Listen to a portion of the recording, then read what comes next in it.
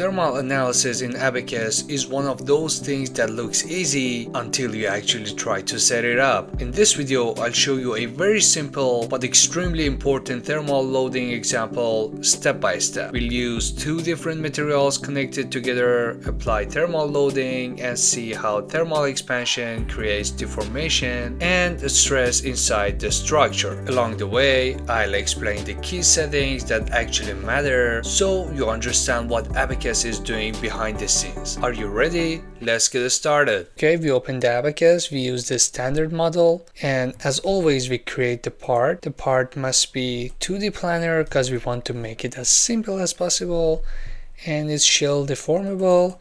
And this time I'm going to simulate this in the metric unit, so I put the value of 0.4 meter for the whole domain, and I want to create a rectangle. This guy should be 0.03 and this one must be 0.2. It's in meter, and by pressing the scroll button and done, we have the model. So I want to have two materials connected together from this very center, so I'm going to go to the tools, and from partition and face I use the shortest path between 2 points and click these two, then create partition. Boom, I have two parts here and we are done with the part. Now we can go to the property, and I want to create two material properties. The top one is stainless steel 304, so we need general density. As it is metric, it is 8,000 kilogram per meter cube, and from mechanical elasticity elastic we have the Young's modulus, which is 193 E9 0.29, and from mechanical expansion we have the coefficient of thermal expansion, which is 17.2 E minus 6, and thermal conductivity is 16.2. And the last but not least, specific heat, which is 500. Alright, this is the stainless steel 304. We hit OK. We need to create another material, which is ST52, a general steel, carbon steel.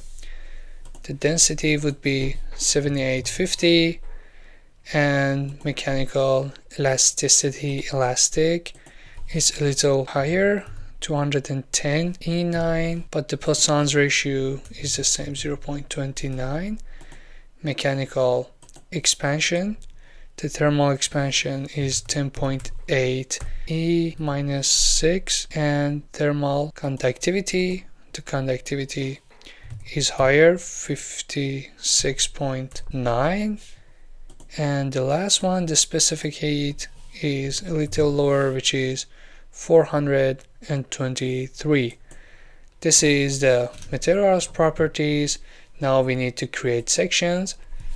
I create the top section, should be solid homogeneous.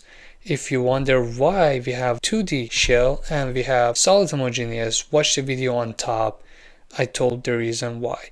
Okay, so I create the top, continue, and the material must be stainless steel 304. So I create another section, should be bottom, solid homogeneous, and it should be ST52. Okay, now it's time to assign the sections. The top one must be assigned to the stainless steel. I uncheck this one in order not to create too many sets, and I click done. This is top. It says the material is stainless steel 304. Okay, now I click on this one, click on done, and the bottom, which is ST52. Now it turned green, it means the sections are assigned. But if you want to check whether you have two different materials, you should click on this one, and by materials you see you have different materials. You can change the colors if you want, but it doesn't matter right now. Okay, we're good to go to the assembly, which is pretty simple. I click on create instance, and as I have only one part, I rather it to be independent. Click on OK.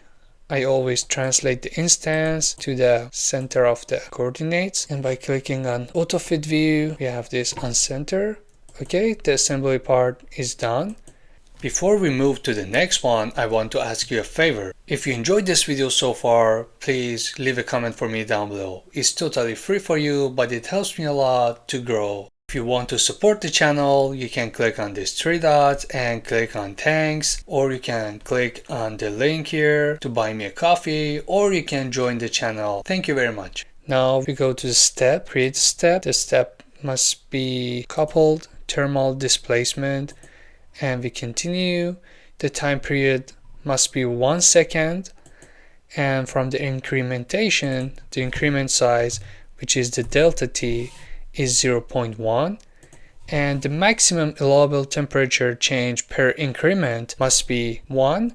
The higher this number is, the lower your accuracy of simulation would be. Okay, I accept this value and pass to the next one, which is the load. Here from the boundary condition, I want to create a couple of boundary conditions here. The first one must be the mechanical from the displacement and rotation type. I select this one by holding shift. I select the other one. Now click on done. I prevent these materials to translate in X and Y direction. So I click on done. Now the big question is how to apply the thermal load. It's not here. So let's go to the predefined field, and from initial step and other we can use the temperature. Click on continue, we select both of them, and we can say the magnitude is 20. So it means at first both of the beams are in 20 degrees centigrade. Now we're going to apply the boundary condition here. So from create other temperature, and in step 1 I'm going to click on continue. We assume that this one still has 20 degrees centigrade, and the top one is going to be as high as 100 degrees centigrade. Okay, now it means, for instance, the beam was built inside the company. Now it's going to be used in outside in hot temperature, and the temperature gets as high as 100 degrees centigrade. Now it's going to affect the bottom one, and we're going to see how it goes. Okay, now it's time to go to mesh. From here we can set the part 0.002 and click OK, and I want to assign the mesh control. It must be quad and structured. I click OK, and now we must mesh the part. So I click on this one and say yes, we have a mesh here. Last but not least, we have to assign the element type. I select on this one, OK. Now it should be coupled temperature displacement, and I click OK. Now it's time to create the job. I'd like to rename it to thermal load. Continue, OK. Now I want to submit the job and see how it goes. Okay, the job is completed. Now we want to go and see the results. So if I plot the contour deform shape, I can see it like this, or from option comment I would like to put it on feature edges to see that better. As you see, by having a temperature differences between 20 degrees centigrade and 100 degrees centigrade, we can have like 288 megapascal. Or if you want to see the displacement, you can see the displacement, which is the highest at this part, but the stress is the highest right over here. You can also see the animation here. If you put it somewhere around here and click on animate time history, you can see how it changes with respect to the time. You can also see multiple plot states. For instance, if you put it on this one and this one, you can see how much it displays. It's a cool option to see. That's it. I hope you enjoyed this video. Now that you mastered thermal loading in Abaqus, it's time to go one step further. Click on the video on screen before it ends to learn moving heat source in Abaqus, and I see you there. Stay tuned.